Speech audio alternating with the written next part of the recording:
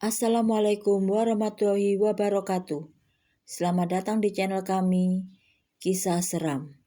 Jumpa lagi dengan aku, Rina.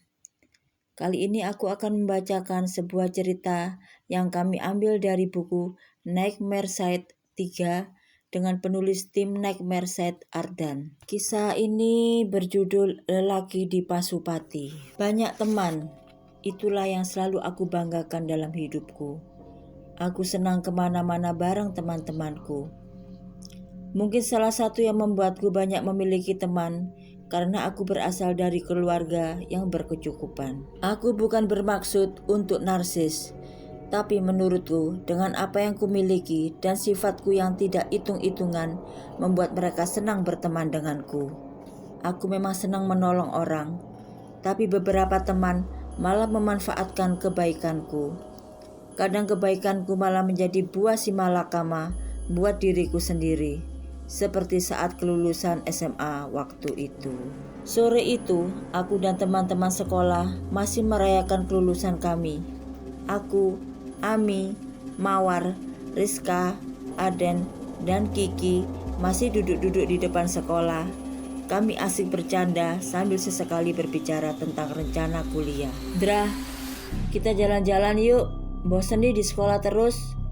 Jarang-jarang kan kita jalan-jalan pakai baju sekolah malam-malam lagi. Ide bagus, pikirku.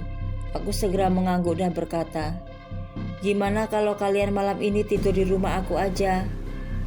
Jadi sore ini kita muter-muter sambil nganterin kalian ke rumah masing-masing buat ambil baju. Terus ke rumah aku deh, setuju? Setuju, jawab mereka serentak. Satu persatu temanku aku antar, sampai tak terasa waktu sudah menunjukkan pukul 10 malam.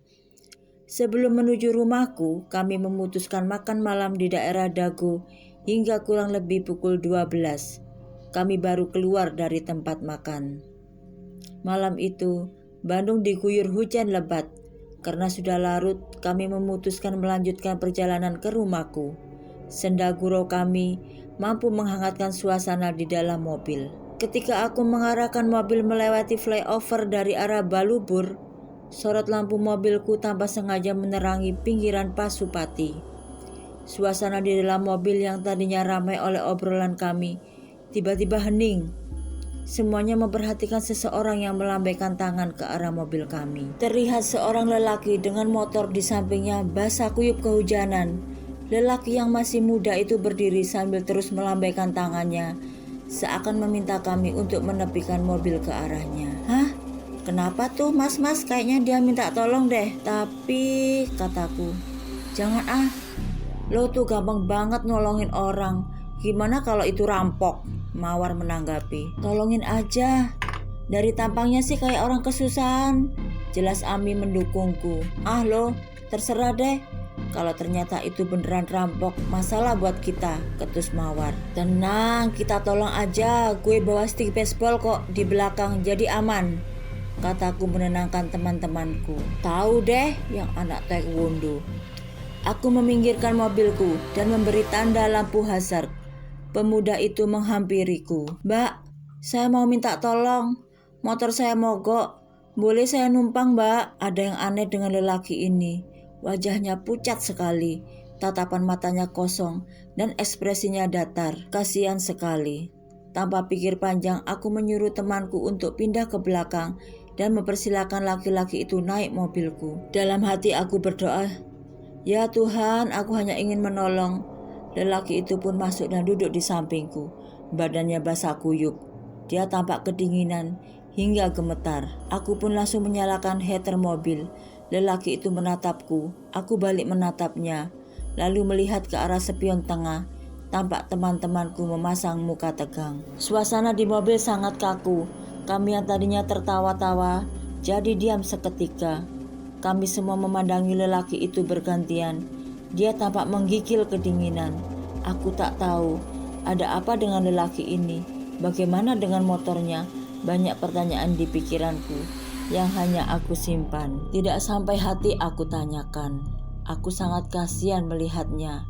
Terdengar bunyi gemeretak dari giginya Sepertinya dia benar-benar kedinginan. Mobilku melaju kencang di Pasupati di tengah derasnya hujan. Sampai di sekitar rumah sakit Hasan Sadikin, laki-laki itu terlihat membaik. Dia tak lagi kedinginan.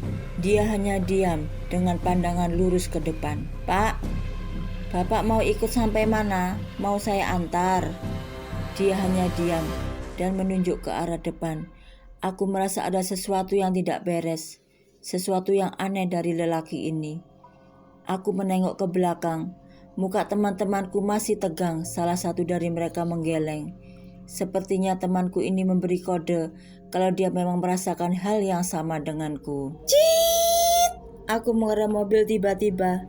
Ya Tuhan, lelaki yang duduk di sebelahku kini sedang sibuk mengelap darah yang keluar dari kepalanya yang terus-menerus mengucur dan mengucur. "Pak, kepalanya kenapa, Pak?" Sambil ketakutan, aku bertanya kepada lelaki itu. Aku mendengar suara ketakutan teman-temanku dari kursi belakang. Tampaknya mereka mengetahui sebelum aku. Lalu, di tengah deras hujan, tiba-tiba dia melompat keluar. Apa? Dia menembus pintu mobil dan langsung menghilang. Kami semua histeris. Terdengar suara tangisan Ami. Dia sangat ketakutan. Aku pun sangat takut. Tidak percaya yang aku tolong tadi adalah hantu. Namun aku berusaha menenangkan diri. Sekuat tenaga, aku harus tetap fokus menyetir biar kami cepat sampai rumah. Sesampainya di rumah, aku dan teman-temanku disambut oleh ibu. Aku langsung memeluk ibu dan tangisku pun pecah. Semuanya ikut menangis. Malam itu menjadi malam yang sangat seram dan mencekam bagi kami. Dengan kondisi kami yang sudah lemas, aku mengajak teman-temanku untuk istirahat di kamarku. Aku menyesal dan meminta maaf kepada mereka karena aku yang memiliki ide untuk menolong laki-laki itu. "Maafin ya, aku gak tahu kalau orang itu." Aku belum menyelesaikan ucapanku, tiba-tiba bel rumah berbunyi. "Hah? Siapa yang bertamu malam-malam begini?" Aku menghentikan pembicaraan dan bergegas untuk membukakan pintu. "Iya, tunggu sebentar." "Mungkin Bang Riki, tapi kok gak kedengaran suara mobil?" Aku memutar kunci dan membuka pintu. Astaga! Sesosok makhluk aneh berdiri di depan pintu. Makhluk itu memakai kain putih dengan muka yang pucat dan penuh darah. Aku ingat muka pocong ini. Mukanya adalah muka lelaki tadi yang ikut di mobilku dan melompat keluar dengan menembus mobil. Siapa lelaki ini? Dan kenapa dia menghantuiku? Makhluk itu berdiri berhadapan denganku. Dari kepalanya terus mengucur darah.